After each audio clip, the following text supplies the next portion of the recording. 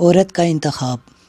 ملازمت کرنے والی عورت کا انتخاب کرتے وقت آپ کو یہ قبول کرنا ہوگا کہ وہ گھر نہیں سنبھال سکتی۔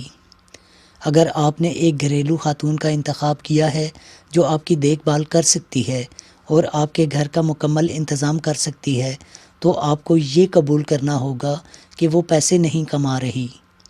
اگر آپ ایک فرما بردار عورت کا انتخاب کرتے ہیں تو آپ کو یہ قبول کرنا چاہیے کہ وہ آپ پر منحصر ہے اور آپ کو اس کی زندگی یقینی بنانا چاہیے۔ اگر آپ ایک مضبوط عورت کے ساتھ رہنے کا فیصلہ کرتے ہیں تو آپ کو یہ قبول کرنا ہوگا کہ وہ سخت ہے اور اس کی اپنی رائے ہے۔ اگر آپ ایک خوبصورت عورت کا انتخاب کرتے ہیں تو آپ کو بڑے اخراجات کو قبول کرنا پڑے گا۔ اگر آپ ایک کامیاب عورت کے ساتھ رہنے کا فیصلہ کرتے ہیں تو آپ کو سمجھنا چاہیے کہ اس کے پاس کردار ہے اور اس کے اپنے مقاصد اور عزائم ہیں۔